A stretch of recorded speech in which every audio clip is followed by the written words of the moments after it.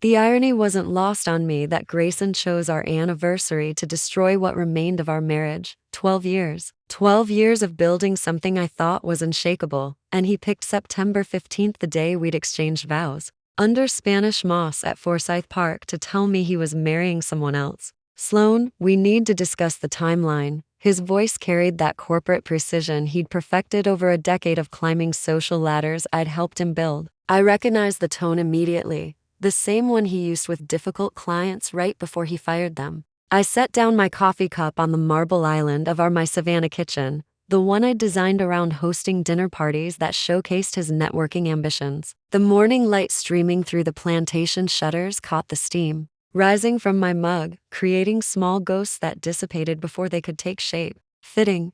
What timeline? I kept my voice measured, though my chest tightened with familiar dread. For months, our divorce proceedings had moved with the speed of molasses in winter, his lawyer requesting extensions, postponing depositions, stalling every signature. I'd assumed it was strategy, drag it out until I got tired and accepted less. Before we jump back in, tell us where you're tuning in from, and if this story touches you, make sure you're subscribed, because tomorrow I've saved something extra special for you. I was wrong. Grayson adjusted his Italian silk tie, a tell I'd learned to read over the years. When nervous, he fussed with expensive accessories like worry beads. Tessa and I have set a date. The words hung in the air like humidity before a storm. Tessa, the 24-year-old lifestyle influencer with 40,000 followers and the attention span of a golden retriever. The woman he'd been mentoring in social media marketing. The mentorship that required so many late dinners and weekend conferences.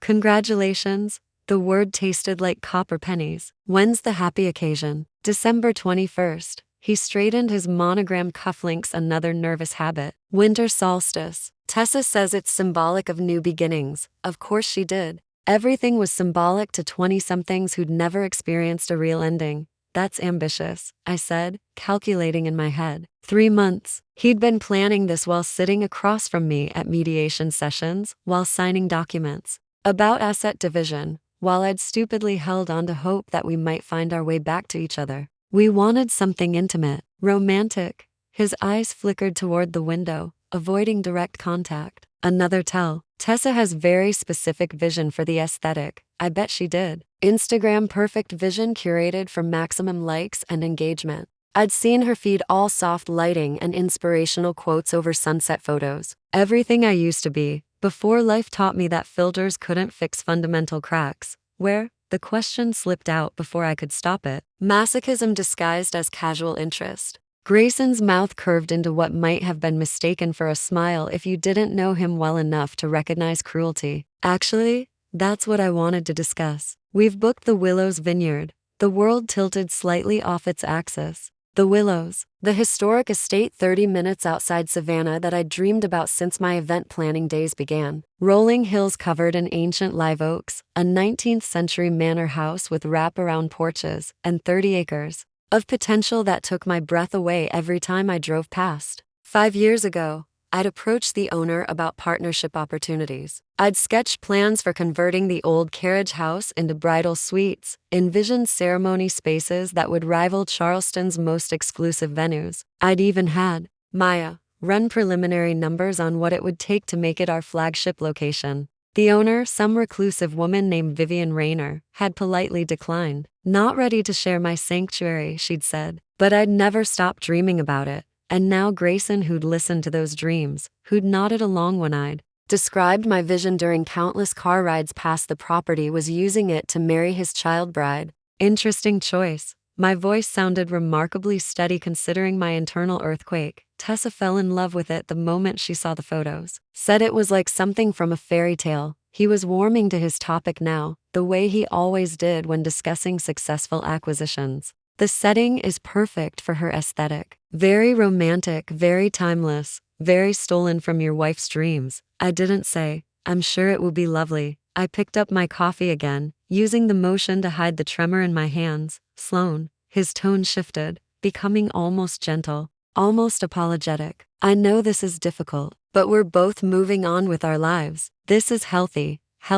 As if 12 years of marriage was a bad habit I needed to break. Of course, I managed something that might have passed for a smile. I'm happy for you both. The lie sat between us like a third person at the table. After he left in the BMW I'd helped him afford, wearing the confidence I'd helped him build, I sat in our kitchen for exactly 7 minutes. Then I walked to the powder room and vomited until nothing was left but bile and betrayal. Maya found me there 20 minutes later, having used her spare key when I didn't answer her calls. Jesus, Sloane? She knelt beside me on the marble floor, her dark hair falling like a curtain as she pressed a cool washcloth to my forehead. What did he do now? I told her everything. The wedding date, the venue, the casual cruelty of stealing my dream location for his Instagram-ready romance. Maya's face grew progressively darker as I spoke, her designer heels clicking against the tile as she paced. That manipulative bastard. Her voice carried the sharp edge of righteous fury. He planned this. The delays,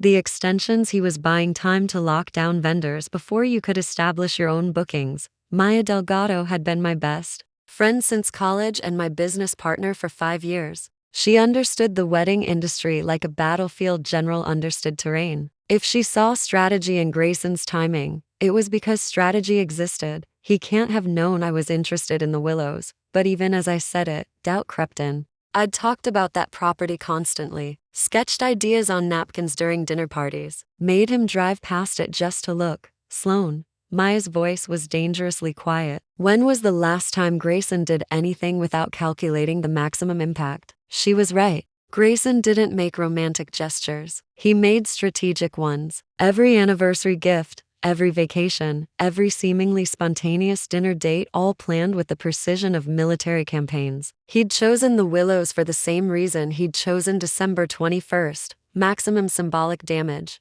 My phone buzzed against the marble countertop. A text from my assistant, Mrs. Davis. The Morrison wedding photos are going viral. Hashtag Savannah Weddings is trending. Should we capitalize on the exposure? I stared at the message, remembering the Morrison wedding from last weekend.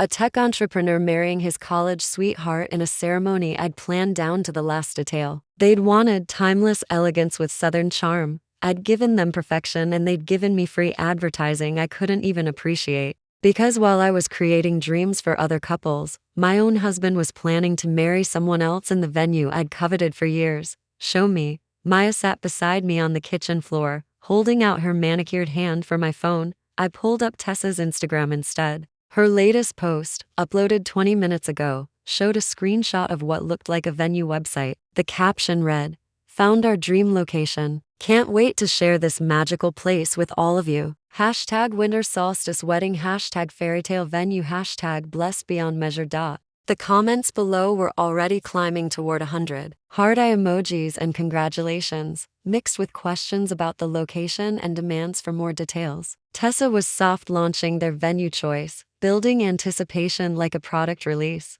Look at this.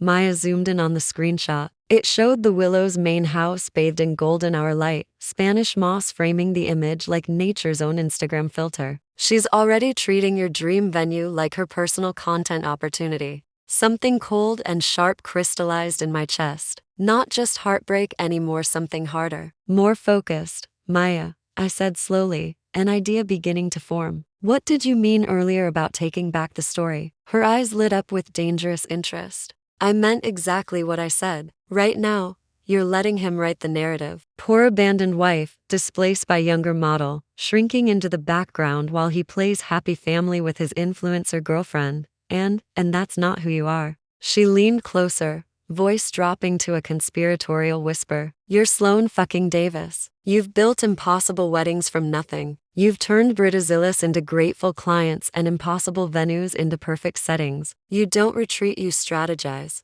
I looked at my phone again, at Tessa's carefully curated happiness, at the venue that should have been mine, being used as a backdrop for her content creation. You're right. I stood up, smoothing my silk blouse and straightening my shoulders. I'm not retreating. What are you thinking? I walked to the kitchen window, looking out at the garden I'd designed myself. Boxwood hedges forming geometric patterns around heirloom roses, a fountain I'd salvaged from an estate sale centerpiece. Everything planned, everything purposeful. I'm thinking, I said slowly, that maybe it's time I finally got to see the Willows up close. Maya's reflection appeared in the window beside mine, her smile sharp as a blade. Now that, she said, sounds like the beginning. of a much better story. The Willows Vineyard sat at the end of a winding drive that curved through 40 acres of what could only be described as Southern Gothic perfection. Ancient live oaks draped in Spanish moss created natural tunnels of green light, while perfectly maintained grounds suggested old money, the kind that whispered rather than shouted. I'd driven past this entrance countless times over the years, always slowing down just enough to glimpse the manor house through the trees. Today, for the first time, I turned in. The main house emerged from the landscape like something from a different century. 3 stories of weathered brick and graceful columns, wraparound porches that seemed to promise mint juleps and meaningful conversations. Climbing roses covered the east side in a waterfall of pink blooms, and the late afternoon light turned the windows to molten gold. It was exactly what I'd imagined. Exactly what I'd dreamed of, transforming into the most exclusive wedding venue on the East Coast. And in 3 months, Tessa would pose for photos on these very steps, her white dress trailing across brick laid down before the Civil War. I parked my silver Mercedes, the one asset Grayson hadn't tried to claim in the divorce proceedings, next to a vintage Land Rover that looked like it had been maintained by people who understood the difference between patina and neglect. Taking a deep breath that tasted of magnolia and possibility, I walked toward the front door. The woman who answered my knock was not what I'd expected. Vivian Rayner looked to be in her early 60s, with silver hair pulled back in a style that suggested French elegance rather than Southern charm. She wore linen trousers and a silk blouse that probably cost more than most people's mortgage payments, but she'd paired them with gardening gloves and dirt under her fingernails. Her eyes, sharp and green as sea glass, seemed to take my measure in the space of a heartbeat. Miss Davis. Her voice carried traces of an accent I couldn't quite place, maybe British, maybe somewhere more exotic. I was wondering when you'd finally drive up the lane instead of slowing down at the gate. Heat crept up my neck. You noticed that? I notice everything that happens on my property. She stripped off her gardening gloves with deliberate precision. The question is whether you're here as Sloane Davis, the wedding planner, or Sloane Davis, the soon-to-be divorced woman whose husband is marrying a child in my garden. The directness was like a slap of cold water. No Southern pleasantries. No polite small talk. Just truth served without garnish. Both, I suppose. I straightened my shoulders, meeting her gaze head-on. May I come in? She stepped aside with a gesture that seemed more curious than welcoming. I was just making tea. I assume you drink tea, not sweet tea? Tea is perfect. The interior of the house was a masterclass in understated luxury. High ceilings with original crown molding, heart pine floors that had been worn smooth by generations of footsteps, and furniture that managed to be both antique and comfortable. Fresh flowers clearly cut from her own gardens filled crystal vases that caught the late afternoon light streaming through tall windows. This wasn't a house. It was a haven, and I could see exactly why someone would want to keep it private.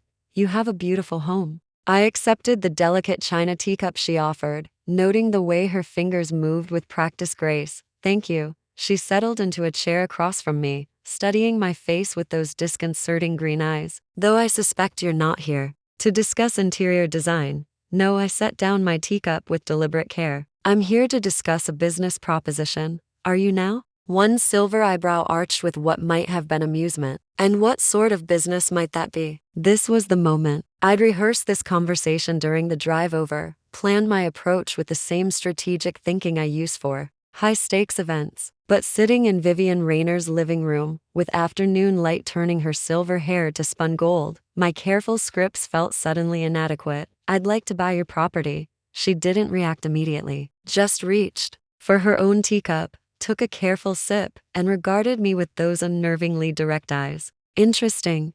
Her voice revealed nothing. And why would you assume I'm selling? I don't assume anything. I leaned forward slightly, letting some of my genuine passion creep into my voice. But I've been dreaming about this place for 5 years. I know what it could become, not just a venue, but a destination. The kind of location that draws clients from Charleston, Atlanta, even New York. She set down her cup. And you think you're the person to create this transformation? I know I am. The confidence in my voice surprised even me. I've been planning luxury events for over a decade. I understand the market. I have the connections, and I have the vision. And you have the capital? That stopped me cold. Did I? The divorce settlement would be generous. Grayson's guilt over the affair had made his lawyer surprisingly accommodating, but enough to buy 40 acres of prime real estate. I have partners, I said carefully. It wasn't entirely a lie. Maya and I had discussed expansion funding before, though never at this scale. Vivian rose from her chair with fluid grace, walking to one of the tall windows that overlooked her gardens. Miss Davis, may I ask you something? Of course. Are you here because you want to build something, or because you want to take something away from someone else? The question hit like a physical blow. I opened my mouth to protest, to insist this was about business opportunity and long-held dreams, but the words stuck in my throat, because she was right. I wasn't here just as a visionary entrepreneur. I was here as a woman whose husband had chosen my dream venue to marry his mistress. I was here carrying betrayal and fury disguised as business acumen. Both, I said finally, the truth tasting like ash. Does that disqualify me? She turned back from the window, and for the first time since I'd arrived, she smiled. It transformed her entire face, revealing the kind of fierce intelligence that had probably terrified weaker souls for decades. On the contrary, she said, it makes you interesting. My phone buzzed against the side table where I'd placed it. A text from Maya. How's it going? Need backup? Then another, 30 seconds later. Also, guess who just called asking about partnership opportunities? Lee Don Wolf. Remember him from college? Apparently he sold his tech company and is looking for investment opportunities. Told him you might have something in mind. I stared at the messages, my heart doing something complicated in my chest. Lee Don Wolf. I hadn't thought about him in years, but Maya was right. I remembered him. Quiet, brilliant Aidon who'd sat behind me in microeconomics and helped me understand supply curves when the professor's explanations made no sense. Aidon who'd asked me to coffee junior year and accepted my polite refusal with grace when I'd started dating Grayson instead. Aidon who'd built a software company from nothing and sold it to Google for what Forbes had estimated was somewhere north of $50 million. Good news? Vivian's voice pulled me back to the present, potentially. I looked up to find her watching me with keen interest. It seems the universe might be providing solutions to my capital concerns. The universe, she said dryly, or your own network finally paying dividends. I laughed, surprising myself with the sound. Probably the latter. She returned to her chair, settling back with the air of someone settling in for a longer conversation. Tell me about this Lee Don Wolf. We went to college together. He's brilliant, built a software company that revolutionized supply chain management for mid-size manufacturers. Just sold it and is apparently looking for new investment opportunities. And he's reached out at this particular moment because Maya has excellent timing and better instincts than I give her credit for. I picked up my phone, scrolling back through Leedon's contact information that Maya had forwarded. She's been telling me for months that I need to think bigger about expansion opportunities. And you've been resistant because? The question was asked casually, but I could feel the weight behind it. Vivian wasn't just making conversation, she was conducting some sort of evaluation, because thinking bigger meant admitting my marriage was over. The words came out more honestly than I'd intended. As long as I kept the business small, kept our life manageable, I could pretend the problems were fixable.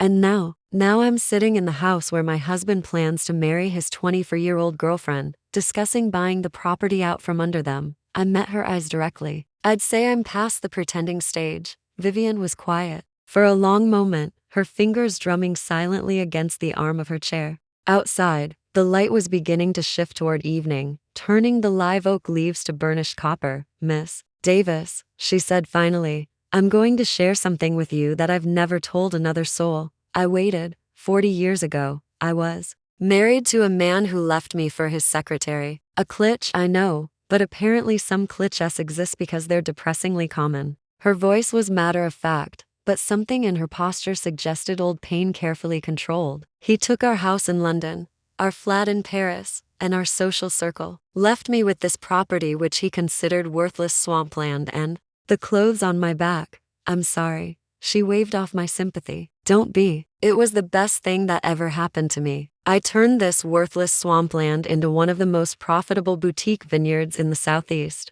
I built something that was entirely mine, something he could never touch or taint or take credit for. I could see where this was going, but I let her continue. But here's the thing, I built it for myself. As a refuge, as a sanctuary, as a place where I could prove I didn't need anyone else to create something beautiful. She leaned forward, her green eyes intense. I never shared it, never opened it to the public, never let anyone else benefit from what I'd created. You protected it. I isolated it. The correction was gentle but firm. And now I'm 62 years old, sitting in a beautiful house that's become more prison than sanctuary, wondering what happens to all this beauty when I'm gone. The silence stretched between us, heavy with unspoken implications. Are you saying you'd consider selling? I asked carefully. I'm saying I'd consider passing it on to someone who might transform my sanctuary into something that serves more than just wounded pride. She stood up again, moving toward a secretary desk in the corner of the room. But I want to meet this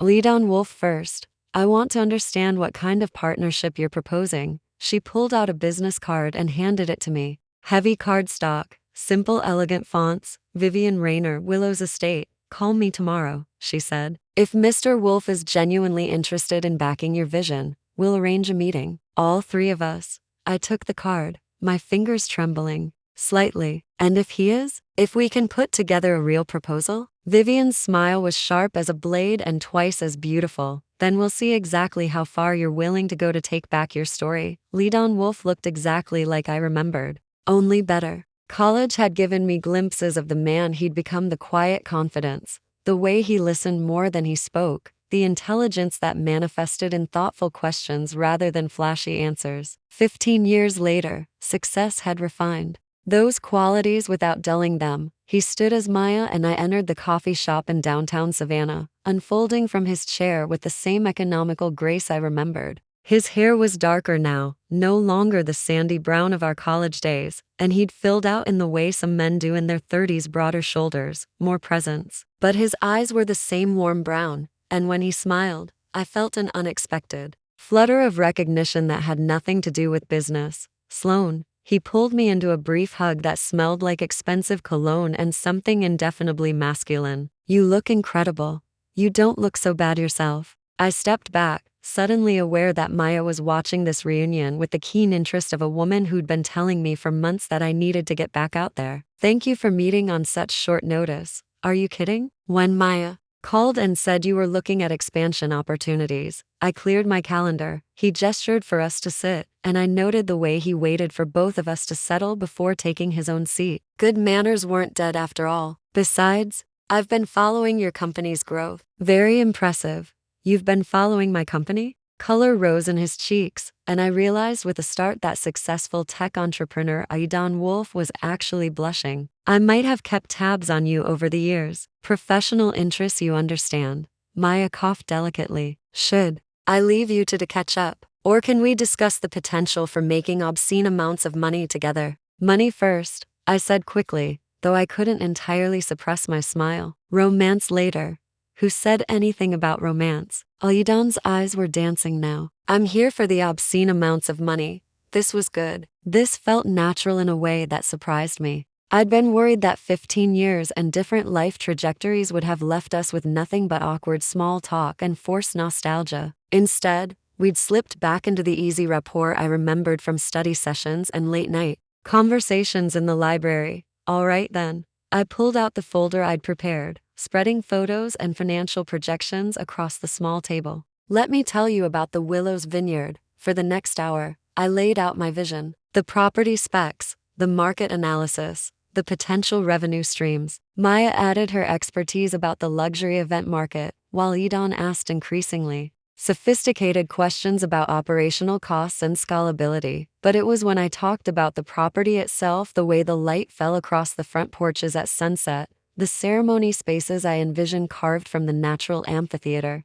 of live oaks, the transformation I could see so clearly it felt like prophecy, that Leadon leaned forward with genuine interest. You really love this place, he observed. I do. There was no point in hiding it. I've been dreaming about this property for 5 years, and your husband is getting married there in 3 months. Maya's voice was matter of fact, but I caught the warning look she shot Leadon. They'd obviously discussed this. Ex-husband, I corrected. Soon-to-be ex-husband. Leadon was quiet for a moment, studying the photographs with what looked like careful consideration. Sloane, can I ask you something? Of course. Is this about building something amazing? Or is this about revenge? The question was similar to what Vivian had asked, but coming from Aidan, it felt different, less challenging, more concerned. As if he wanted to help, but needed to understand what he was signing up for. Both, I said, giving him the same honesty I'd given Vivian. Does that bother you? Not if the revenge is just a bonus. He smiled, and I caught a glimpse of the boy who'd helped me through microeconomics without ever making me feel stupid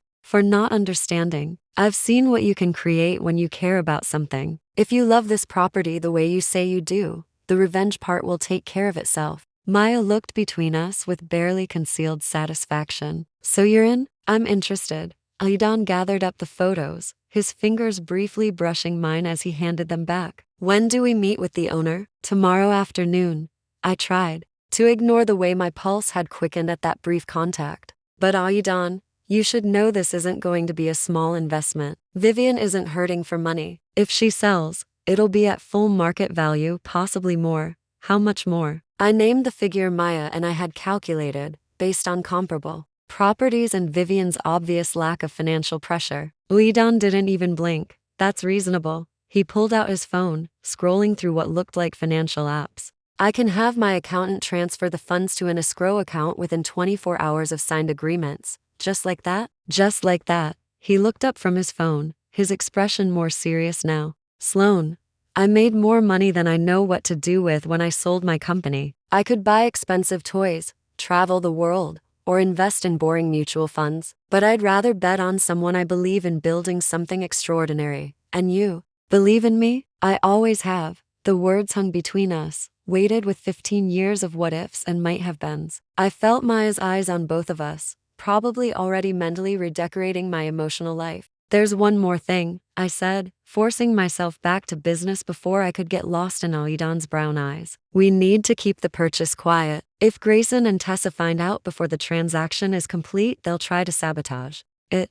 Maya finished. Or they'll find another venue and we'll lose the satisfaction of watching their faces when they show up to an empty lot. Empty lot. Aidan looked confused. We're not planning to host their wedding, I explained. We're planning to make sure it can't happen there at all. His smile was sharp now, with an edge I found surprisingly attractive. And how exactly do we accomplish that? Maya and I exchanged a look. We hadn't gotten to that part yet, but I was beginning to form ideas. Terrible, wonderful, completely justified ideas. One step at a time, I said. First, we buy the property. Then we decide what to do with it. The meeting with Vivian the next day went smoother than I'd dared hope. She and Aidan took each other's measure with the careful attention of two predators deciding whether to fight or hunt together. Apparently, they decided on hunting together. Mr. Wolf, Vivian said as we toured the grounds, you have an interesting investment philosophy. How so? Most tech entrepreneurs want to disrupt everything they touch. You seem more interested in supporting someone else's vision. Aidan glanced at me, then back at Vivian. I learned a long time ago that the best investments are in people, not ideas. Sloane has both the vision and the capability to turn this place into something special. And you're comfortable being a silent partner? I'm comfortable being whatever kind of partner Sloane needs me to be. There was something in the way he said it that made my chest tight with possibility. But Vivian just nodded approvingly. Good answer. She turned to me. Miss Davis, I've decided to make you an offer. I'm listening. I'll sell you the property for exactly what I paid for it 40 years ago. Maya and I both stared at her. What? You heard me. Vivian's eyes sparkled. With mischief. Adjusted for inflation, of course. But none of this market value nonsense. I want to see what you do with this place, and I want to be sure you have enough capital left over to do it properly. I calculated quickly in my head. Even adjusted for inflation, that would be less than half of what we'd been prepared to pay. Why? I asked. Because 40 years ago, a woman I'd never met gave me a chance to prove myself when no one else would. Vivian's voice softened slightly. Consider this me paying it forward.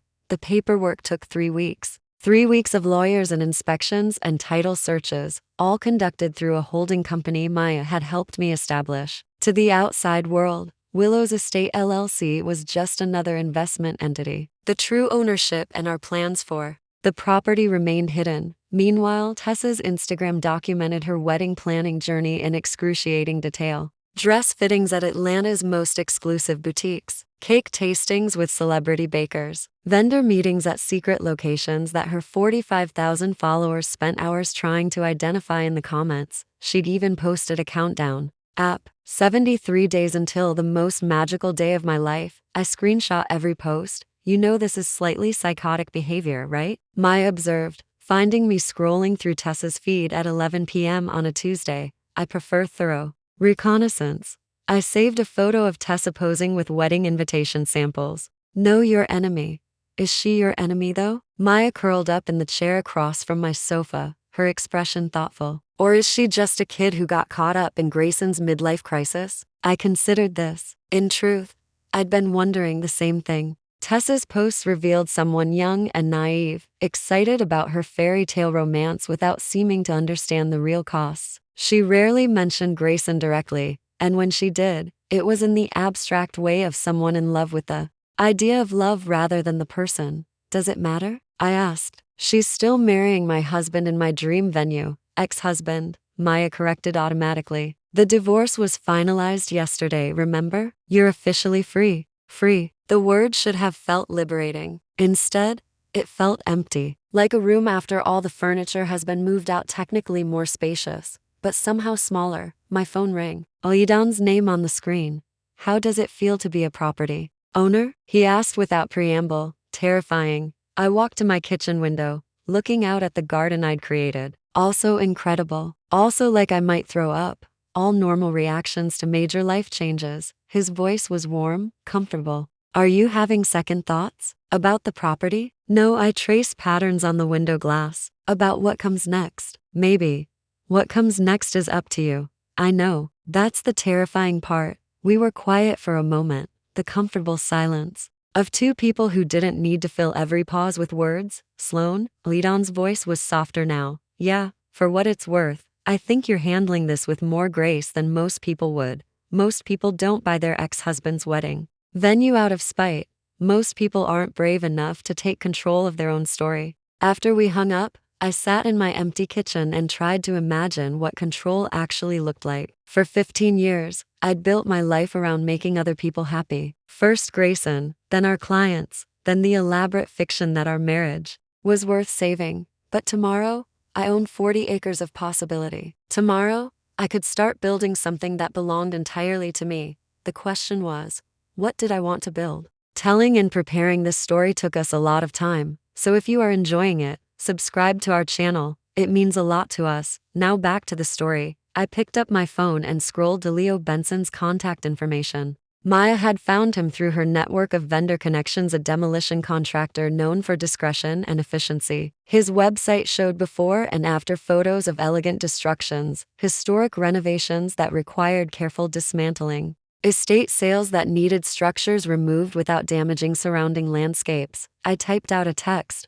Mr. Benson, this is Sloane Davis. I'd like to discuss a project that requires both demolition and discretion. Are you available to meet this week? His response came back within minutes. Mrs. Davis, Maya Delgado speaks very highly of you. I'm available tomorrow afternoon. What are we taking down? I stared at the message, my finger hovering over the keyboard. This was it, the point of no return. Once I hired Leo, once I put demolition plans in motion, there would be no pretending this was just a real estate investment. This was revenge. Expensive, elaborate, completely justified revenge. Wedding venue. I typed back. The entire main reception hall. I want it gone before December 20th. Consider it done. I set the phone aside and poured myself a glass of wine. Tomorrow, I would own the Willows. Tomorrow, I would begin the carefully orchestrated destruction of Grayson and Tessa's perfect wedding. Tomorrow, I would start taking back my story. But tonight,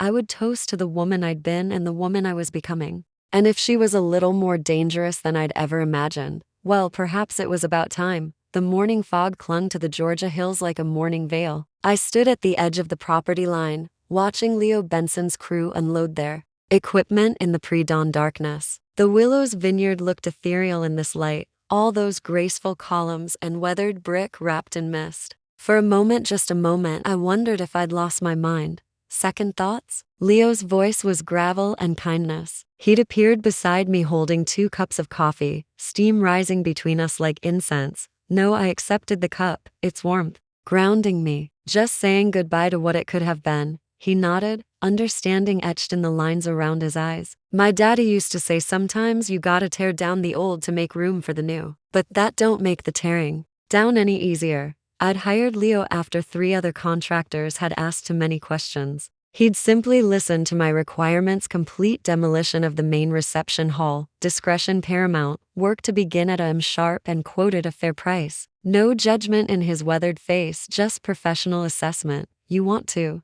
give the word? He asked.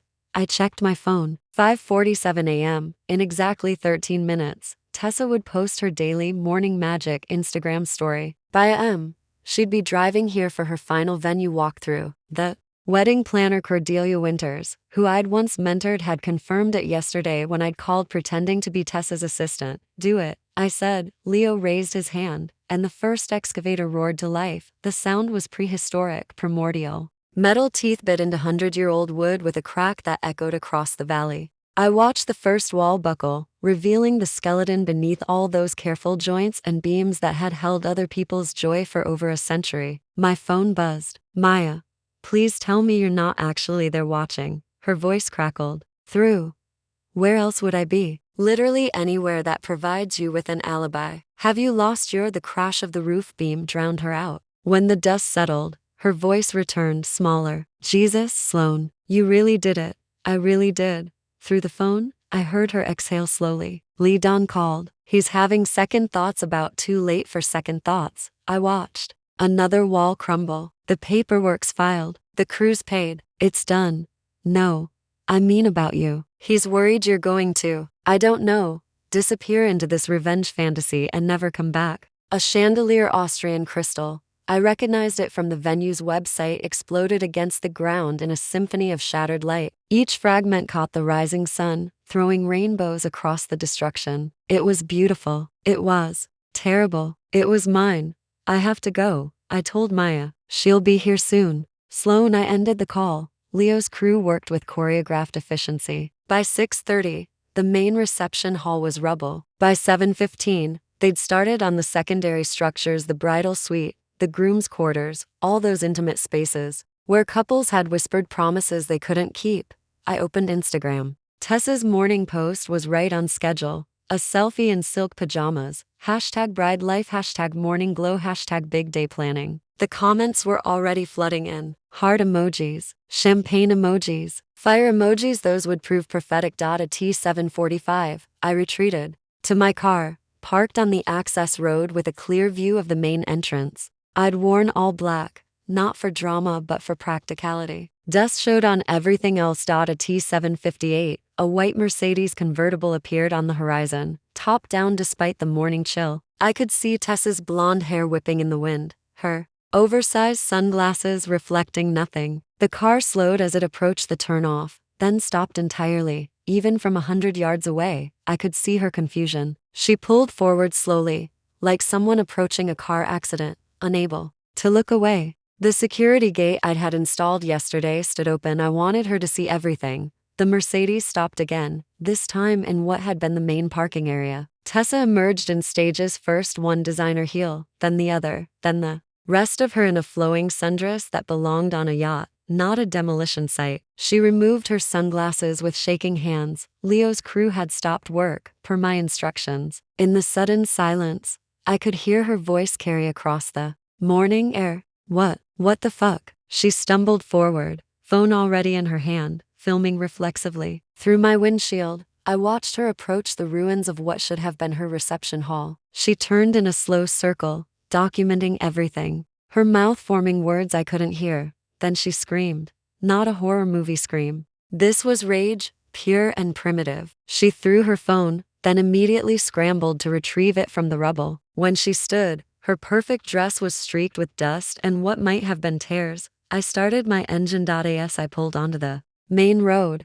I caught a glimpse of her in my rearview mirror, small and lost among the destruction, still filming, still screaming into the void. I felt nothing, no satisfaction, no regret, just a strange hollowness, like I'd demolished something inside myself. Along with the building, my phone exploded with notifications before I'd gone a mile. I pulled over to silence it, but not before seeing Tessa's Instagram story. Shaky footage of the demolition, her sobs providing the soundtrack. The caption, "WHO does this." I knew exactly who did this. I drove home the long way, through the old town where Grayson and I had bought our first house, past the restaurant where he'd proposed, past the park where we'd talked about children we'd never have. Each landmark felt like another wall coming down, another room exposed to daylight. By the time I reached my temporary apartment, the house was his now, or would be after the divorce. My phone had logged 47 missed calls. I poured myself coffee.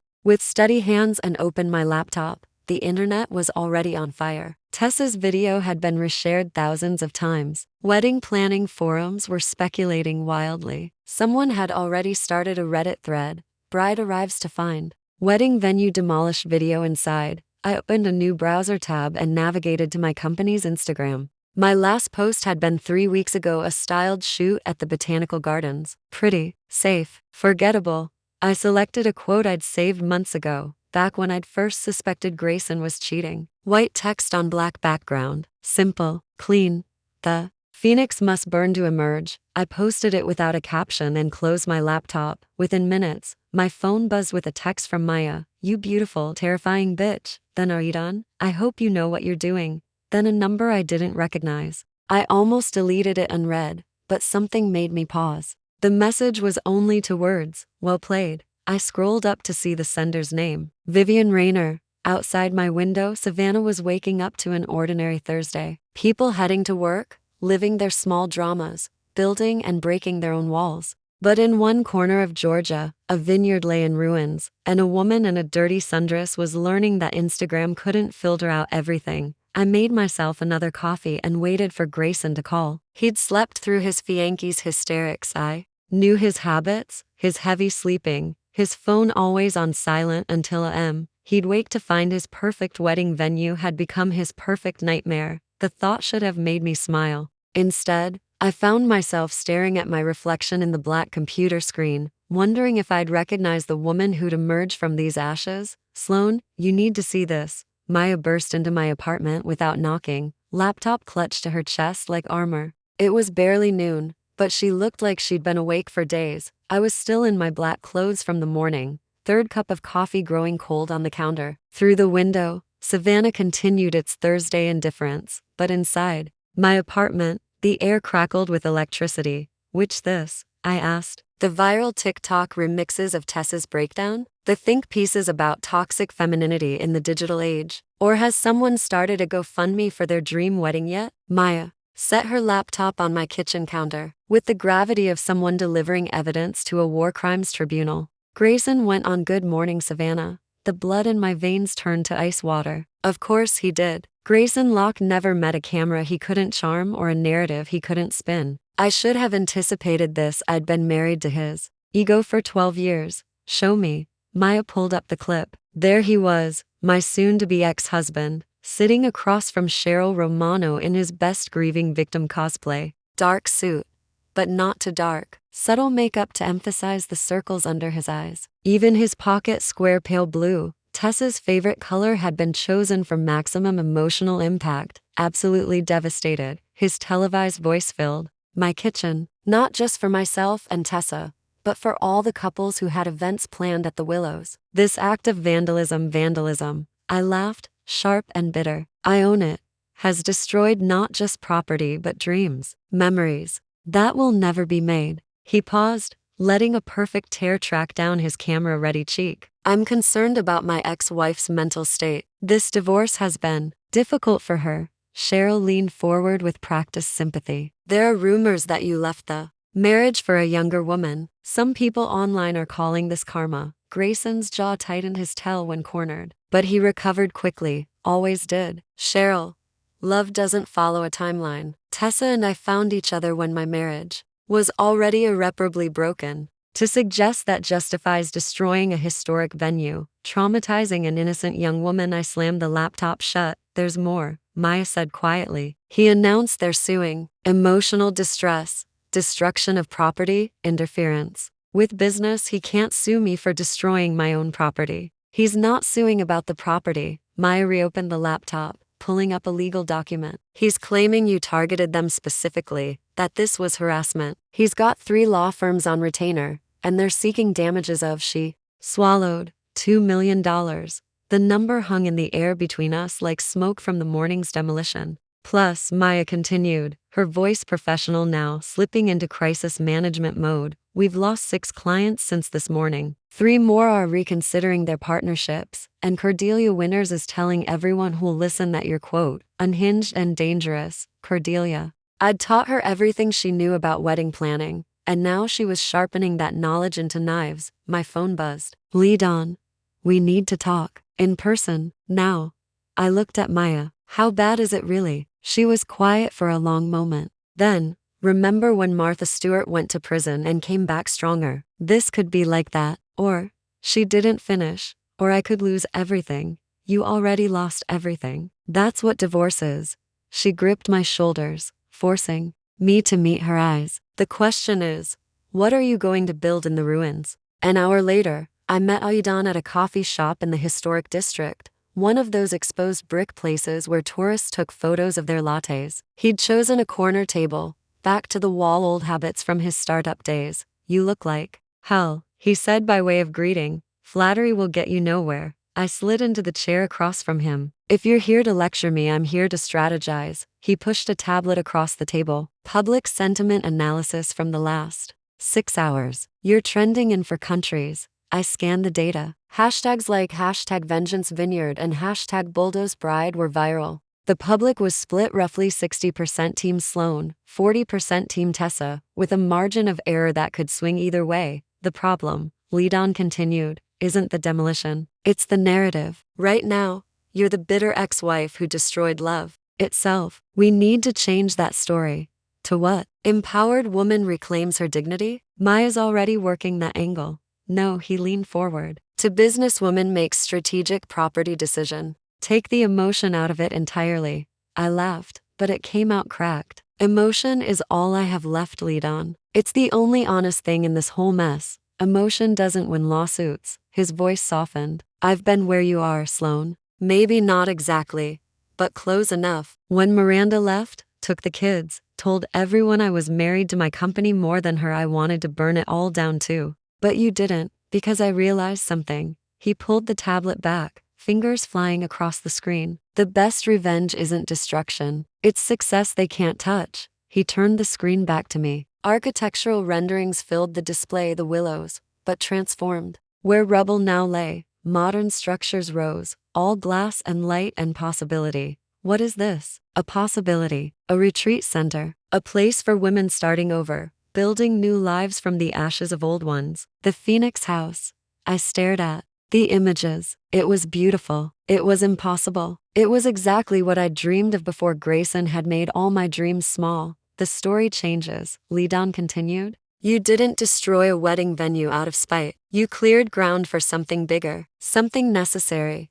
You think people will buy that? I think people need to believe in resurrection more than revenge. He met my eyes. The question is, do you? Before I could answer, my phone exploded with notifications. Instagram, Twitter, TikTok, every platform simultaneously. Maya's text cut through the noise. Check Tessa's stories now. I opened Instagram with trembling fingers. There she was, Tessa, Marlon, no longer the polished influencer but something raw and real. Her makeup was smeared, her hair unwashed, her usual ring light replaced by harsh bathroom fluorescence. I need to say something, she began, her voice hoarse. About what happened today. About Sloane Davis. About everything.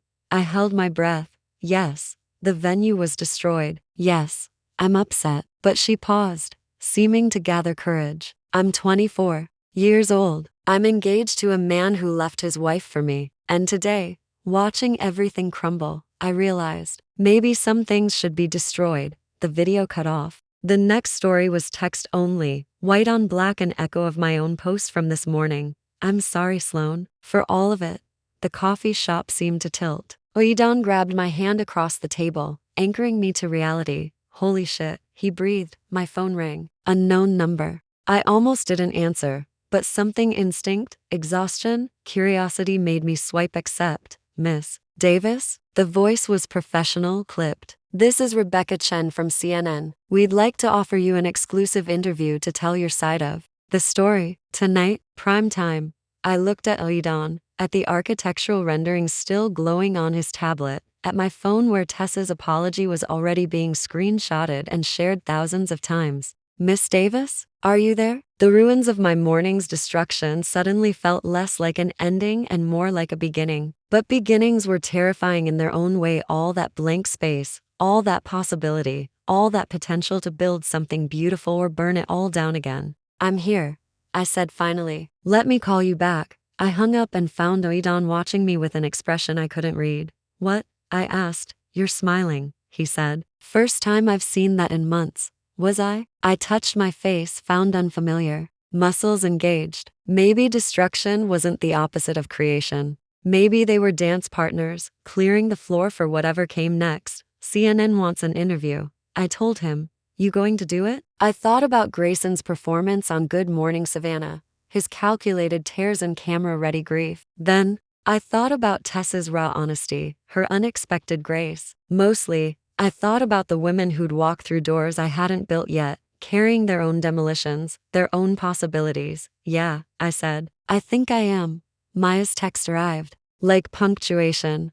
Whatever you're thinking of doing, I'm in. Let's build something worth saving. Outside, Savannah continued its Thursday afternoon doziness. But in a coffee shop in the historic district, 3 people began sketching resurrection on napkins and tablet screens, turning destruction into something that looked almost like hope. The CNN interview changed everything. I'd worn red, Maya's idea. Not victim beige or bitter black, she'd insisted, zipping me into a dress that made me look like power itself. Red says you're not sorry. But when Anderson Cooper leaned forward with that silver fox intensity and asked, why did you really do it, Sloane? I found myself being more honest than strategic, because I spent 12 years building someone else's dreams, I'd said, looking directly into the camera. The Willows was supposed to be mine, my venue, my vision, my future. When I found out they were getting married there in the place I'd imagined creating magic for other couples, something in me just broke. Or maybe it finally healed. I'm not sure, there's a difference sometimes. The clip went viral before the show even ended. Now, 3 days later, I stood in the ruins of the Willows with Leo Benson, watching the sunset paint the destruction gold. He'd called that morning, said there was something I needed to see. Found this when we were clearing the secondary structure, he said, handing me a metal box, green with verdigris. Was inside the cornerstone. I opened it carefully. Inside, wrapped in oilcloth, was a leather journal, its pages yellowed but intact. The first entry was dated 1994. Today I lay the foundation of my new life. I read aloud. Where James destroyed my heart, I will build something beautiful. Where he took my children, I will nurture other women's joy. The Willows will stand as proof that we can survive anything, become anything, build anything. The signature was shaky but clear. Vivian Aldridge. That's not, I started. Vivian Rayner's maiden name, Leo confirmed. Did some checking. She built this place after her divorce. Husband was a judge, took everything in court. She started with nothing but land her grandmother left her. I flipped through more pages. Guest lists from the 1920s, sketches of architectural details, plans for gardens that still bloom today or had, until this morning. And throughout, Vivian's notes about the women who'd married here, the joy she'd cultivated from her own ashes. She called yesterday, Leo said quietly. Miss Rayner said she figured you'd find this eventually. Said to tell you that destroying is just the first step. It's what you build after that counts. I closed the journal, holding it against my chest. Around us, the ruins looked less like destruction and more like possibility. Broken walls became frames for something new. Scattered stones suggested new foundations. You ever build something, Leo? Not tear down, build? He smiled, transforming his weathered face. My wife says I'm better at fixing broken things than starting fresh. But my daughter, she's an architect. Just graduated from Georgia Tech. What's her name? Elena Benson. She's got ideas about sustainable building, community spaces. Keeps talking about buildings that heal people. He paused. Might be the kind of architect you need for whatever you're planning here. I looked around the space, seeing it suddenly not as it was but as it could be. Where the main hall had stood, I imagined glass walls that brought the outside in. Where the bridal suite had been, meditation spaces overlooking the vineyard, conference rooms for women starting businesses, art studios for processing pain into beauty. Can you set up a meeting? I asked. My phone buzzed. Lead on, with a link to a news story. Grayson withdraws lawsuit against ex-wife, citing desire to move forward. The subtitle was even better. Sources close to Fiancee Tessa Marlin say wedding plans indefinitely postponed. I showed Leo, who whistled low. Looks like your demolition brought down more than buildings. Another text, this one from Maya. Emergency partner meeting. My office. Now, trust me. An hour later, I walked into Maya's office to find it transformed into a war room. Whiteboards covered every wall, filled with statistics, architectural plans, and what looked like a business proposal. Sit, she commanded, handing me wine. And listen. She clicked a remote, and a presentation filled the screen behind her. The Phoenix House, a reinvention retreat. I read. While you were doing your scorched earth routine, I was doing what I do best, turning crisis into opportunity. She clicked to the next slide. Since your CNN interview, we've been contacted by 847 women, not for wedding planning, for something else. The slide showed message after message. Watching you tear down that venue gave me the courage to leave my marriage. I need what you have, the strength to destroy what's hurting me. Do you offer divorce recovery retreats? Can you help me rebuild after betrayal? They don't want fairy tale weddings, Maya continued. They want resurrection. They want someone who understands that sometimes you have to demolish everything to find out who you really are. Maya, I'm not finished. Next slide. Financial projections. Retreat centers focusing on life transitions are a $2.8 billion industry, growing 12% annually. And there's nothing that specifically targets women rebuilding after betrayal. You want to monetize my breakdown? I want to alchemize your breakdown. She moved to the whiteboard, energy crackling. Think about it. Workshop spaces for career pivots, therapy rooms for processing trauma, physical activities for rebuilding strength, yoga, boxing, whatever helps women feel powerful again. And yes, event spaces, but for celebrations of independence, not dependence. I stood, walking to the window. Below, Savannah's squares were filling with evening tourists, all those people seeking something authentic in our manufactured charm. The wedding industry sells fantasy, Maya continued behind me. We'd be selling reality. The beautiful, brutal reality that sometimes things fall apart, and that's okay. That's necessary. That's the beginning, not the end. And you think women would come? They're already coming. My inbox is flooded. Journalists want to write about it. Investors want to fund it. She paused. Vivian Rayner wants to be a silent partner. I turned. What? She called an hour ago. Said she's been waiting 100 years for someone to understand what the Willows was really about. Said you destroying it to build something better was the most romantic thing she'd ever seen. Romance. I laughed, but it wasn't bitter anymore. Trust Vivian to find romance in rubble. So, Maya bounced on her heels like an eager child. Are we doing this? Are we building the Phoenix House? I thought about Tessa's apology, still trending online, about Grayson's retreat from battle, about all those messages from women who saw themselves in my destruction, about Leo's daughter with her healing buildings, about Ayudan's steady presence, and architectural dreams. Mostly, I thought about Vivian's journal, that woman from a century ago who'd built something beautiful from betrayal. We'll need more than emotional support groups, I said slowly. Financial planning workshops for women navigating divorce, legal clinics, career counseling, real tools for real rebuilding. Maya's grin could have powered the city. So that's a yes? That's a hell yes. She launched herself at me, wine sloshing dangerously. We're going to change lives, Sloane. We're going to build something that matters. My phone buzzed. Lead on again. Heard about the Phoenix House. I'm in. Also, dinner tomorrow? We should talk about sustainable building practices and other things. After months of numbness, the possibility of other things felt like springtime. One condition, I told Maya, extracting myself from her embrace. We do this right. No shortcuts.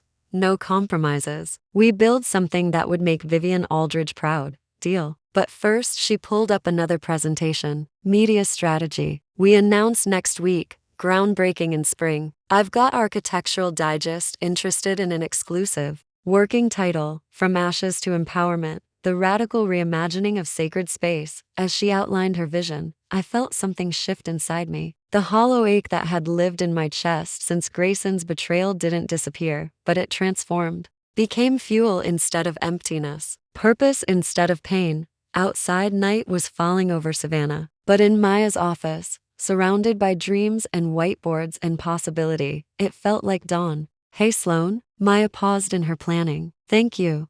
For what? For not just surviving. For showing all of us that destruction can be creation, that endings can be beginnings. She raised her wine glass. To the Phoenix house. To rising.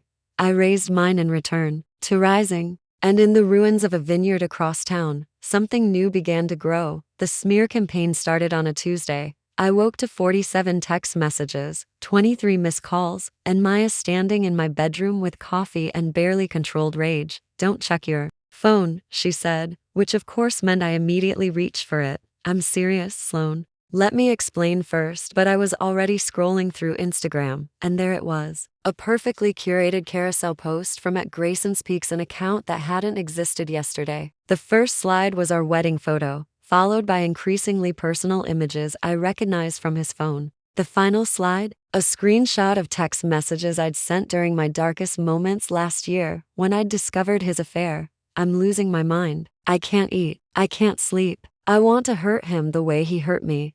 The caption was a masterpiece of manipulation. I've stayed silent out of respect for our history, but when someone you once loved becomes dangerous, silence becomes complicity. Sloane needs help, not enablement. I'm speaking out for everyone's safety. #mental health matters. A busasnagender within hours. It had been reshared by every men's rights activist with a podcast. The comments were a cesspool of misogyny dressed up as concern. But worse were the influencers, lifestyle bloggers, and relationship coaches who'd built their brands on healing and accountability, now questioning whether I was toxic and unhealed. How did he get those texts? I whispered.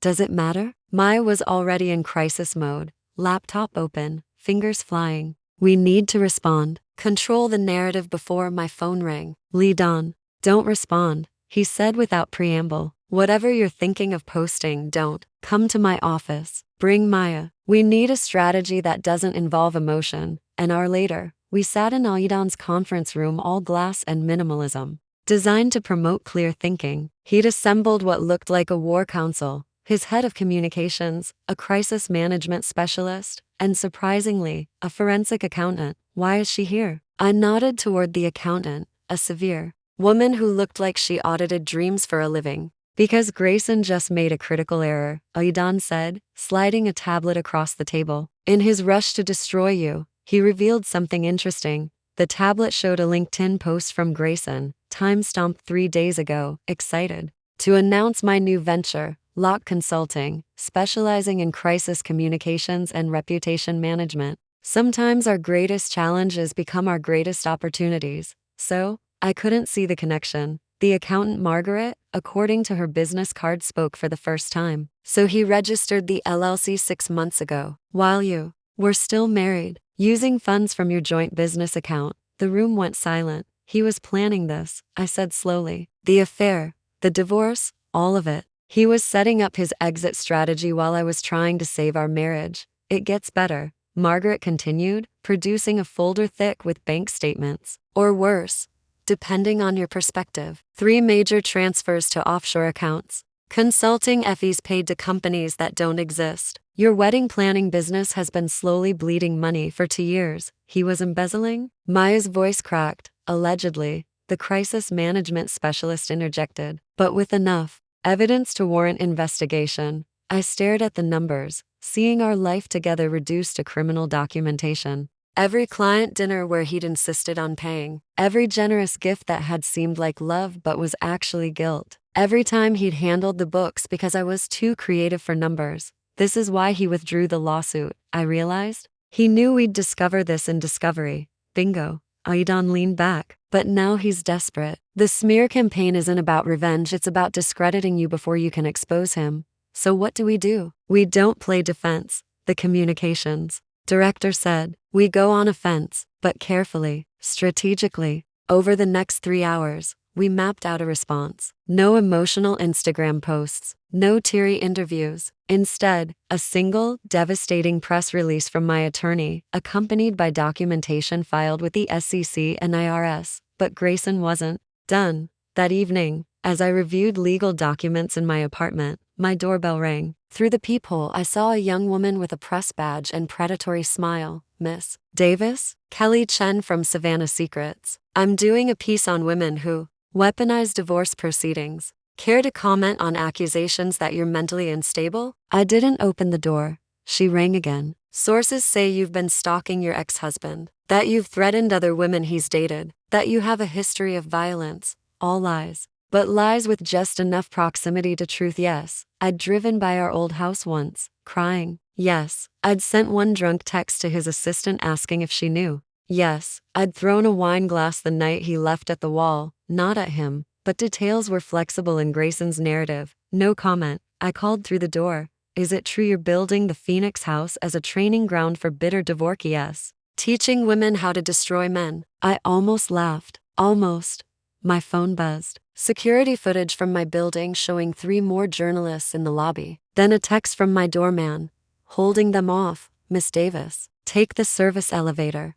I grabbed my keys and laptop, fleeing my own home like a fugitive. As I drove aimlessly through Savannah's night streets, my phone continued its assault. Google alerts showing my name trending, emails from clients canceling contracts, a voicemail from my mother crying, asking what was true. I pulled over at Forsyth Park, sitting in my car watching the fountain dance in its programmed patterns. Everything felt choreographed except my life. A tap on my window made me jump. Oidon stood outside, hands in his pockets, looking like he'd materialize from my need for stability. Maya told me you'd run. He gestured to the passenger seat. May, I unlocked the door. He's scared, Lidon said after a moment of silence. This scorched earth approach? It's fear, not strategy. It's working though. Half the internet thinks I'm Glenn Close in Fatal Attraction. Half the internet thought the earth was flat last year. Truth has a way of surfacing. He paused. Especially when it comes with federal investigation notices.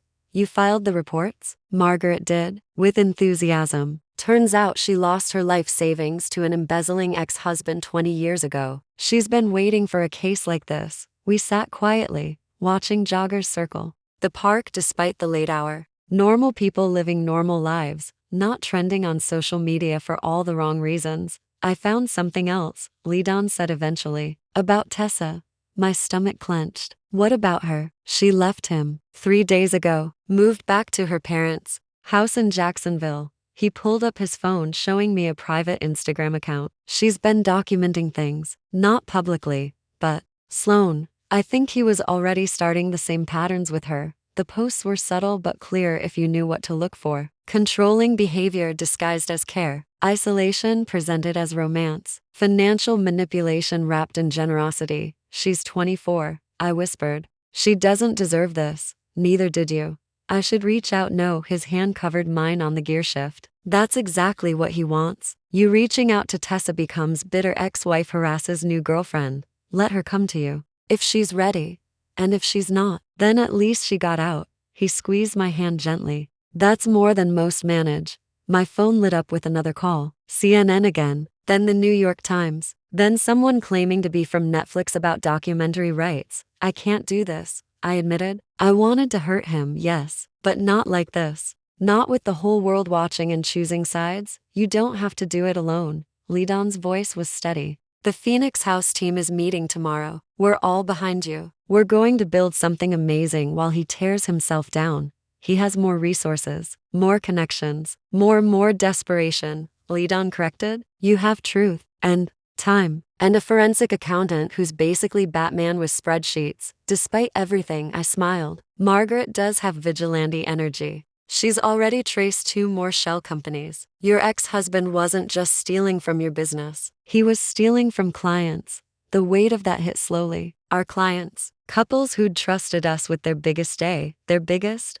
investment. How many honeymoons had been less grand because Grayson needed a new watch? How many family contributions had been skimmed? We have to tell them, I said. The clients. They deserve to know. Margaret's preparing individual reports. With your permission, We'll send them next week, after the federal investigation is officially announced. After, always after. Everything in my life now divided into before and after. Before the betrayal, after the demolition, before the smear campaign, after the truth. Hey, Aidan turned my face toward his. You're going to survive this. And when you do, when the Phoenix house is standing and he's facing federal charges, when women are finding strength in what you built from his ashes, remember this moment. Remember that you didn't break. I feel pretty broken. Broken things can be rebuilt stronger. Ask any architect. He smiled. Or any woman who's been through hell and decided to redecorate. My phone buzzed again. This time, a message from an unknown number. I almost deleted it, but the preview caught my eye. Miss Davis, this is Tessa Marlin. I know you probably hate me, but I need to tell someone the truth about Grayson before he destroys you like he almost destroyed me. Can we talk? I showed Aidan the message. Plot twist, he murmured. Indeed. In the distance, the fountain continued its dance, oblivious to the drama playing out in a parked car. Water rising and falling, creating beauty from chaos, never knowing it was performing destruction and creation in equal measure. What do? I asked. What you always do, Aidan said. The unexpected. I typed back a simple response. I don't hate you. And yes, we should talk. Then I started the car, driving not home that was compromised now but to Maya's guest room. And whatever came next. Behind us, the fountain played on, and somewhere in Savannah, a man who'd thought he could bury the truth was about to learn that some women rise from graves he dug for them. The war wasn't over. But the tide was turning, and tomorrow, I'd have an unlikely ally in a 24-year-old who'd learned too young that charming men make the most dangerous ruins. The Magnolia Society's annual charity gala buzzed with Savannah's elite crystal chandeliers casting warm light over designer gowns and perfectly pressed tuxedos. I adjusted my emerald silk dress, not the most expensive in the room, but certainly the most strategic. Maya had chosen it specifically for tonight. You want to look successful, not desperate for attention, she'd said while zipping me up 3 hours earlier. Aidan stood beside me at the bar, nursing a whiskey neat. His presence grounded me in a way I hadn't expected when I'd asked him to be my date tonight. Not romantic, not yet, but something deeper than friendship. Partnership, maybe. Trust. You sure about this? He murmured, his voice barely audible. Above the string quartet playing near the auction tables, I nodded, watching Grayson work the room 30 feet away. He wore his networking smile, the one I'd watched him practice in our bathroom mirror during the early years of our marriage. Back when I still believed his success was our success. Before I learned he'd been siphoning money from our joint business. Accounts for 8 months to fund his new lifestyle with Tessa. Maya's in position, I said, spotting my business partner near the donor presentation screen. She wore her lucky red blazer and carried a tablet loaded with enough financial evidence to end Grayson's career. We'd spent weeks building the case with our forensic accountant, following every digital breadcrumb he'd left behind. The irony wasn't lost on me. Grayson had always been careless with details, assuming I'd handle the bookkeeping while he handled the bigger picture. His arrogance had created the perfect paper trail. Ladies and gentlemen, the gala host announced, please direct your attention to the screens for tonight's impact presentation. This was it. Maya had coordinated with the event planner, a former client who'd remained loyal after the vineyard incident, to accidentally display our findings instead of the planned donor slideshow. 30 seconds of confusion that would change everything. I watched Grayson's face as the first financial document appeared on every screen in the ballroom. Bank transfers, forged signatures, diverted payments from our wedding company's biggest clients. The room fell silent except for the quiet gasp of recognition from people who understood exactly what they were seeing. His networking smile faltered, then crumbled entirely. I believe there's been a technical error, Grayson announced, his voice carrying that forced confidence he used during difficult client calls. But the tremor underneath betrayed him. If we could just no error, I said, stepping forward. My voice cut through the silence with surgical precision. Just truth. The crowd parted as I walked toward the presentation area. 3 months ago, these same people had whispered about my breakdown after the vineyard demolition. Tonight, they watched with different eyes. Curious, respectful, some even admiring. Grayson Locke has been embezzling from Davis and Delgado events. For the past 8 months, I continued, my words clear and measured. Approximately $180,000 diverted from client payments to fund his personal expenses. I gestured toward the screen showing a wire transfer to a luxury car dealership, including the Porsche he bought for his girlfriend's birthday. The room erupted. In whispers, camera phones appeared despite the event's no photography policy. Someone from the Savannah Morning News pushed closer, sensing a story that would dominate tomorrow's business section. Grayson tried his old trick, the one that had worked for years in our private arguments. He stepped into my space, lowering his voice to that intimate tone designed to make me doubt myself. "Sloane, sweetheart, you're embarrassing yourself again. This is just another one of your episodes. Remember what happened at the vineyard. People are starting to worry about your mental stability. 3 months ago, that voice would have worked. The gaslighting, the public humiliation, the suggestion that my emotions invalidated my intelligence. I'd have backed down, apologized, found a way to blame myself for his choices. Tonight I smiled. A real smile that reached my eyes for the first time in months. Actually, Grayson, I'm just getting started." I turned to address the crowd, my voice carrying easily through the ballroom. "The documents you're seeing represent just the financial fraud. I've also discovered evidence of tax evasion, client contract violations, and what appears to be insurance fraud related to a supposed break-in at our shared office space last winter." His face went ashen. The insurance fraud had been his solo operation, something I'd only uncovered last week when our accountant flagged discrepancies in the claim paperwork. Grayson had reported equipment stolen that was actually sitting in Tessa's apartment, photographed in the background of her lifestyle content. "You vindictive bitch," he hissed, abandoning any pretense of public composure. "You think destroying me makes you look better? You're just proving what everyone already knows. You're a bitter, desperate woman who can't handle being replaced by someone younger and more relevant." The room went completely silent. Even the string quartet stopped playing.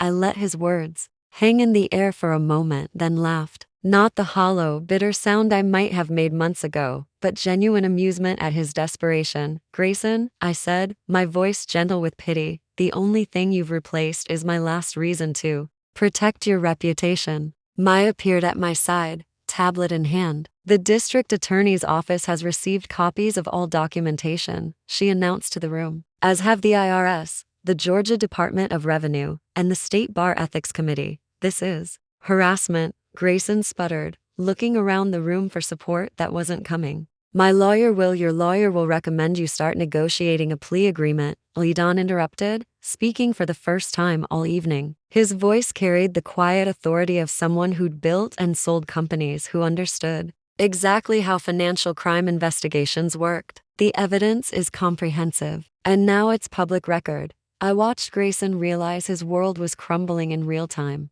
The network he'd spent years building, the reputation he'd leveraged into lucrative consulting contracts, the social standing he'd married me to access, all of it dissolving in the space between one heartbeat and the next. "Sloane," his voice cracked on my name. "We can work this out. Private mediation. I'll make restitution. We don't need to involve we." I shook my head. "There is no we, Grayson. There hasn't been for a long time. Maybe there never really was." The truth of that statement hit me as I said it. Our entire marriage had been built on the fiction that his success was our shared goal, that my sacrifices were investments in our future. But Grayson had never seen me as a partner. I'd been a resource, a stepping stone, a carefully curated accessory to enhance his image. "I gave you everything," he said, his voice breaking. "My name, my connections, a lifestyle you never could have afforded on your own. You gave me bills," I corrected. "Debt, a business partnership where you stole from our clients, and a front row seat to watch you gaslight me into thinking your failures were my fault." Maya squeezed my arm gently, a reminder that we'd accomplished what we came here to do. The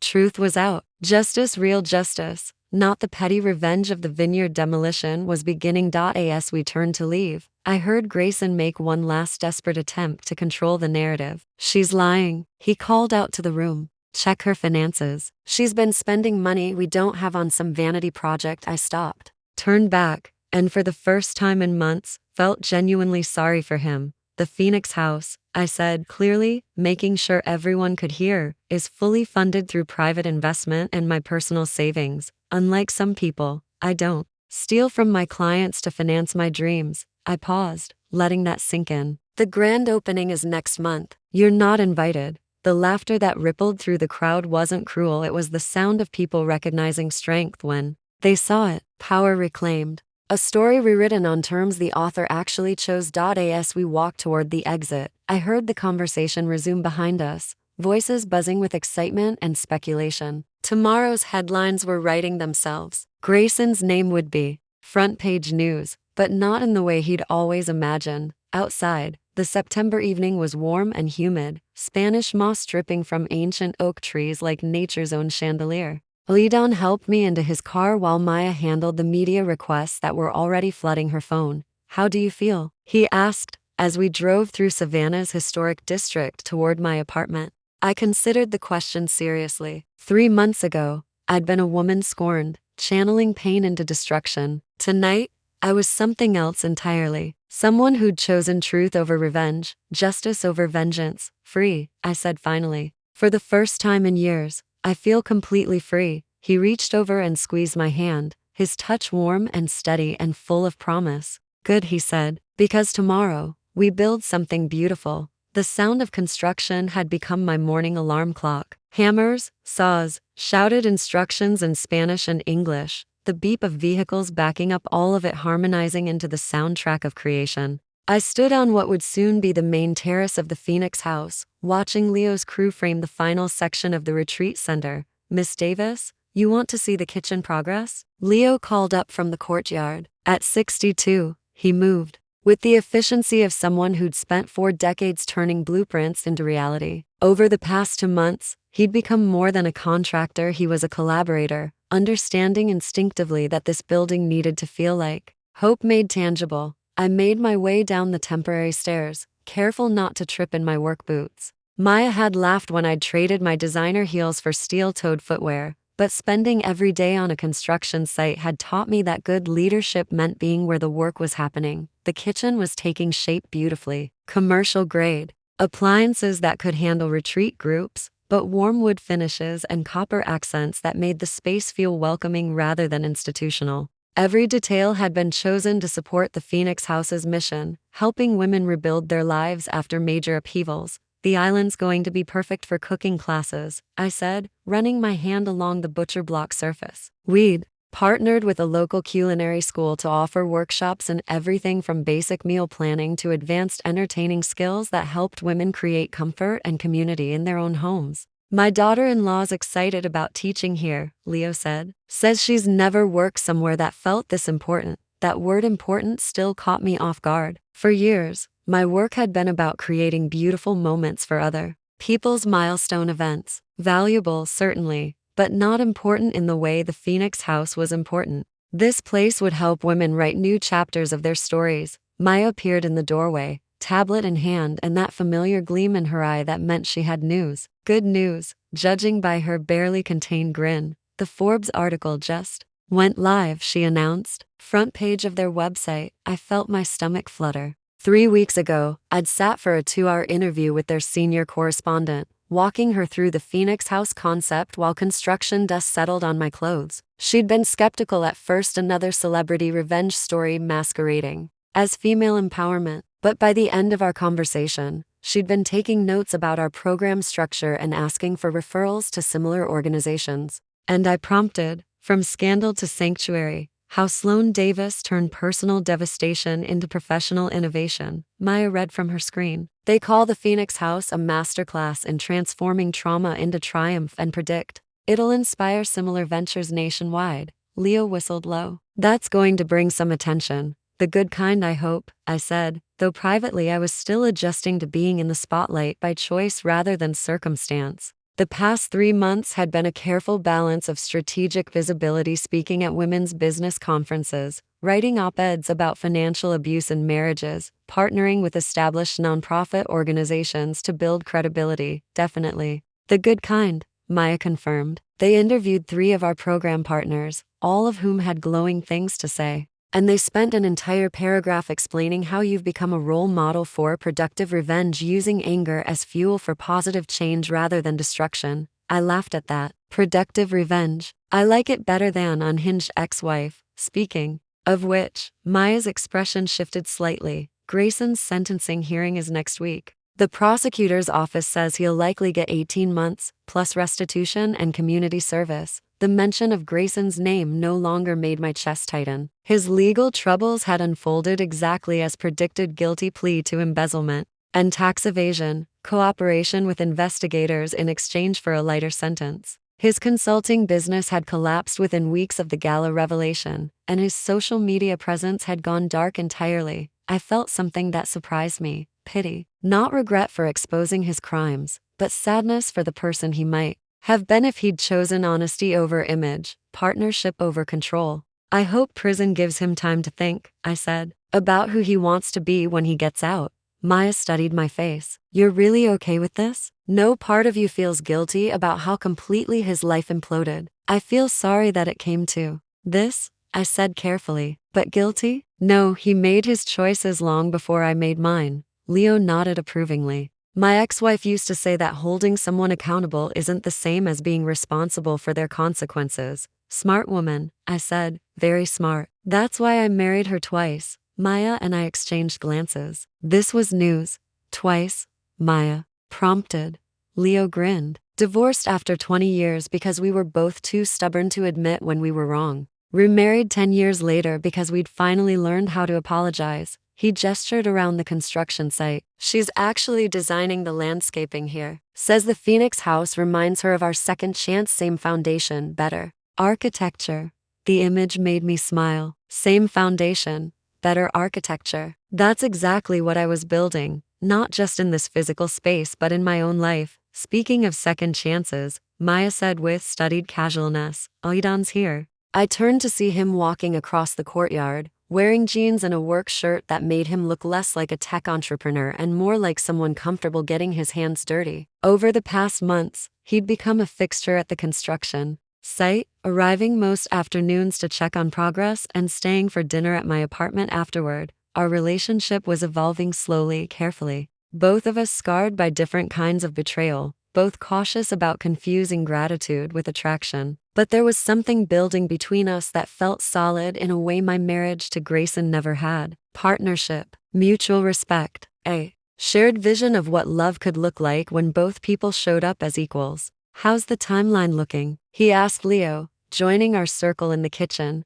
On track for the grand opening next month, Leo confirmed. Interior designer starts Monday, and the furniture deliveries are scheduled for the week after. Aidan nodded. Then turned to me. I have someone I'd like you to meet. A potential program participant who heard about the Phoenix house through the Forbes article. Already? It just went live an hour ago. She's been following your story since the vineyard incident. Says it gave her courage to leave her own toxic situation. He paused, studying my face. Her name is Jennifer Morrison. Divorced 3 months ago after discovering her husband had been hiding gambling debts. Lost their house, most of their savings. She's staying with her sister in Atlanta, trying to figure out how to rebuild. The story was heartbreakingly familiar. Another woman discovering that the man she'd trusted with her future had been systematically destroying it. Another person needing a place to heal and plan and remember her own strength. When can she visit? I asked. Tomorrow, if you're available. Maya pulled up our calendar on her tablet. You're free after the contractor meeting at 10.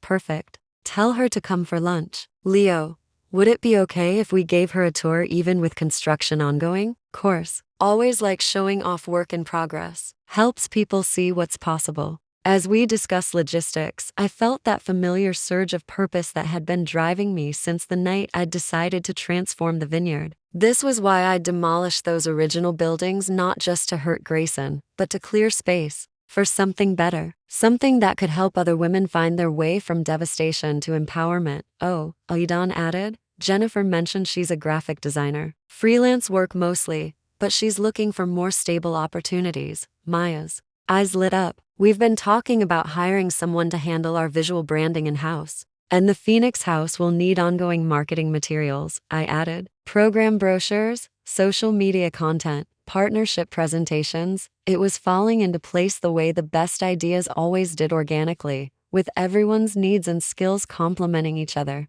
Jennifer would get stable work and a community of women who understood what she'd been through. We'd get someone talented who was invested in our mission because she'd lived it. Later that evening, after the construction crew had gone home and Maya had left to handle a client emergency. Aidan and I sat on the terrace watching the sun set over the vineyard. The skeleton of the retreat center cast long shadows across the grounds, but instead of looking incomplete, it looked full of possibility. You know what I realized today? I said, leaning against his shoulder. What's that? 3 months ago, I thought my life was over. My marriage was ending, my business was in chaos, and I felt like everything I'd built was falling apart. I gestured toward the construction site, but I wasn't losing my life. I was just losing the wrong life. He turned to look at me, his expression serious. And now I'm building the right one. He kissed me then, soft and sweet and full of patience. When we broke apart, he rested his forehead against mine. I love watching you discover who you really are, he said quietly. Who am I? Someone who turns ashes into phoenixes. The morning of the Phoenix House grand opening dawned clear and warm, with the kind of golden light that photographers dream about. I stood in the main hall, now finished with warm wood floors and floor-to-ceiling windows overlooking the vineyard, watching our catering staff arrange the final details for the celebration. 50 women had confirmed their attendance, potential program participants, community leaders, business partners, and journalists. Maya had orchestrated the event like a military operation, ensuring every detail reinforced our message of strength, renewal, and possibility. Sloane, Jennifer Morrison, our new brand director, appeared at my elbow with a tablet showing our social media feeds. The live stream setup is ready, and we're already getting comments from women asking about future programs in the 3 weeks. Since joining our team, Jennifer had proven herself invaluable not just for her design skills, but for her insight into what women in crisis needed to hear. Her own journey from financial devastation to creative fulfillment had become part of the Phoenix House story, proof that transformation was possible. Any word from the mayor's office about the proclamation? I asked. Confirmed. She'll present it during your opening remarks. Jennifer grinned. October 15th is officially Sloane Davis Phoenix House Day in Savannah. The recognition still felt surreal. 6 months ago, I'd been the woman who'd publicly demolished a wedding venue in a fit of rage. Today, I was being honored for creating a space that would help other women channel their anger into action. Maya bustled over, wearing her lucky red blazer and the satisfied expression of someone who'd coordinated a flawless event. Guests are starting to arrive. Are you ready for this? I looked around the space we'd built from literal rubble. The main hall could accommodate small conferences and workshops. The adjacent rooms housed a library, therapy offices, and meeting spaces for support groups. Upstairs, 6 bedrooms provided temporary housing for women who needed a safe place to stay while rebuilding their lives. Every element had been designed to send the same message: you are valuable. Your story matters. Your future is worth fighting for. Ready, I said. The next 2 hours passed in a blur of introductions, presentations, and heartfelt conversations. I spoke with domestic violence survivors, divorced mothers, women who'd left corporate careers to start over, entrepreneurs who'd lost businesses to partner betrayals. Each story was unique, but the underlying theme was universal: the courage to begin again. We downworked the room with quiet efficiency, discussing partnership opportunities with potential funders and strategic allies. Over the past month, he'd officially joined the Phoenix House board, bringing not just financial resources but genuine strategic insight. His presence grounded me in a way I hadn't expected when this journey began. The formal presentations went better than I'd dared hope. Mayor Richardson spoke eloquently about Savannah's tradition of supporting innovative businesses. Our partnership director outlined the programs we'd be launching over the next year. 3 women who'd participated in our pilot workshops shared their experiences with humor and honesty. That had the audience laughing and crying simultaneously. When my turn came to speak, I walked to the podium feeling nervous but centered. 6 months ago, I would have been terrified of so much public attention. Today, I had something important to say. Ladies and gentlemen, when I first announced my intention to demolish this vineyard's original buildings, the media coverage focused on scandal, revenge, and what they called my public breakdown. I paused, letting my eyes sweep across the audience. They weren't entirely wrong. I was broken. My marriage was ending. My trust had been shattered, and I felt like everything I'd worked for was crumbling around me. A murmur of recognition rippled through the crowd. Many of these women had lived their own versions of that story. But here's what the headlines missed. I continued. Sometimes you have to tear down what's not working before you can build what will work. Sometimes destruction is the first step toward creation. I gestured around the beautifully appointed hall. The Phoenix House exists because I stopped trying to salvage a marriage that was built on lies and started imagining what authentic partnership could look like. It exists because I stopped letting shame define me and started letting purpose guide me. The audience was completely silent now, leaning forward to catch every word. To the women here today who are facing your own moments of destruction, whether it's divorce, job loss, financial betrayal, or any other kind of upheaval, I want you to know this. Your breakdown doesn't have to be your ending. It can be your beginning. The applause that followed was warm and sustained, but I wasn't finished. The Phoenix House is named for the mythical bird that rises from ashes. But I want to be clear about something. Phoenixes don't rise by accident. They rise because they choose to, because they decide that their story isn't over, even when it feels like everything is ending. More applause, and I spotted several people wiping their eyes. So today, we're not just opening a retreat center. We're opening a door to possibility, to community, to the radical idea that women can rewrite their own stories on their own terms. Welcome to the Phoenix House. Welcome to your new beginning. The standing ovation that followed felt like validation, acceptance, and celebration all rolled into one. As I stepped away from the podium, I caught sight of Alidon beaming at me from the back of the room, and Maya giving me an enthusiastic thumbs up from the side. But it was the figure by the entrance that made me stop short. Tessa Marlin stood just inside the main door, wearing a simple sundress and nervous expression that made her look younger than her 24 years. Our eyes met across the crowded room, and she gave a small, uncertain wave. I excused myself from the cluster of well-wishers and made my way through the crowd toward her. "Hi," she said when I reached her, her voice barely audible above the celebratory chatter. "I hope it's okay that I came. I saw the article, and I wanted to see what you'd built, up close." She looked different than in her carefully curated social media posts. Smaller somehow, more human. There were dark circles under her eyes and a hesitancy in her posture that suggested the past few months hadn't been kind to her. "Of course it's okay," I said, meaning it. "Would you like a tour?" Relief flooded her features. "I'd love that."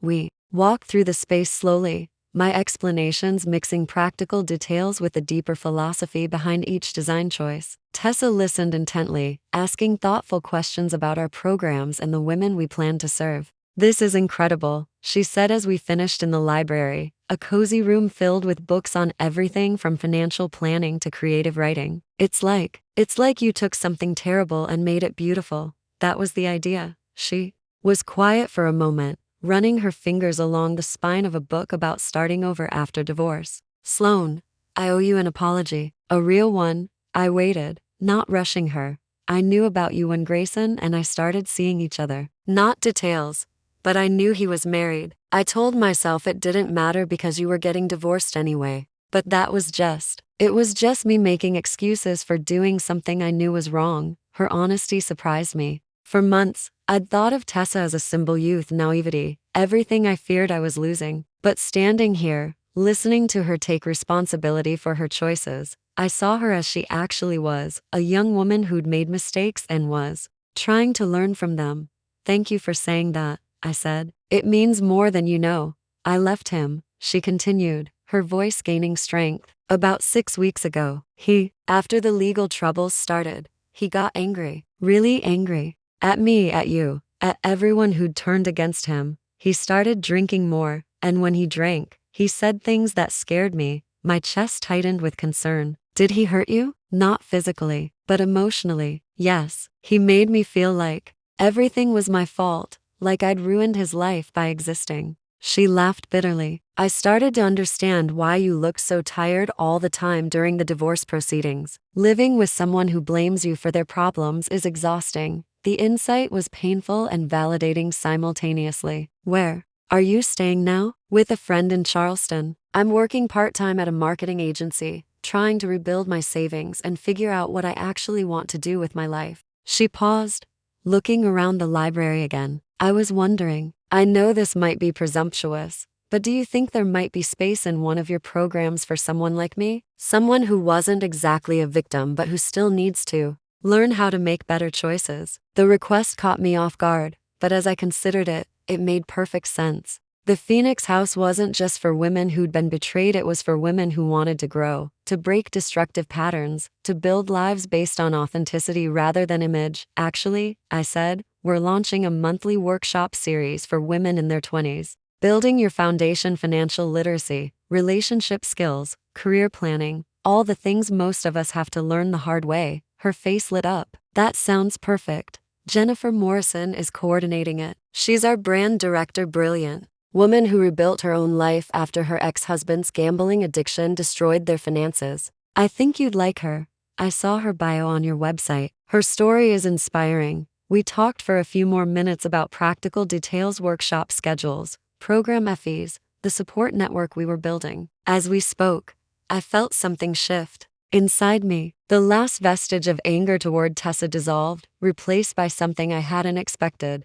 hope for her future. Sloane, she said as we prepared to rejoin the reception, I have to ask, are you happy? Really happy? Because from the outside, it looks like you've built something incredible, but I know how good people can be at pretending everything's fine when it's not. The question was astute and generous, coming from someone who had every reason to see me as an enemy.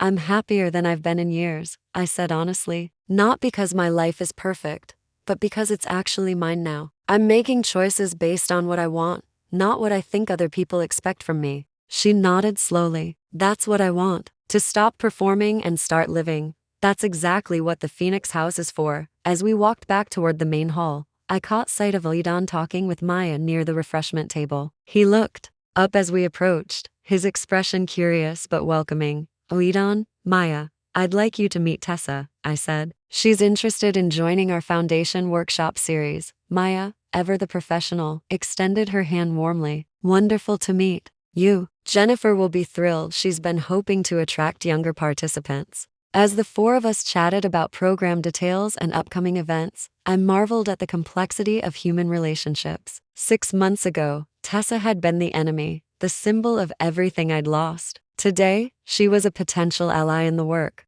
of helping women build better lives. The reception continued for another hour, filled with meaningful connections and promising partnerships. By the time the last guest departed, I was emotionally drained but deeply satisfied. The Phoenix House was officially launched, and our calendar was already filling with program registrations and event bookings. Maya, Lidon, and I stood in the empty main hall as the catering staff finished cleaning up. The late afternoon light streamed through the windows, painting everything golden. So, Maya said, settling into one of the comfortable armchairs we'd arranged in conversation clusters throughout the space. How does it feel to have turned your worst moment into your greatest triumph? I considered the question, thinking about the journey from that awful day when Grayson had announced his engagement to this moment of celebrating a dream realized. It feels like I finally understand the difference between ending and transformation, I said. 6 months ago, I thought my life was over, but really,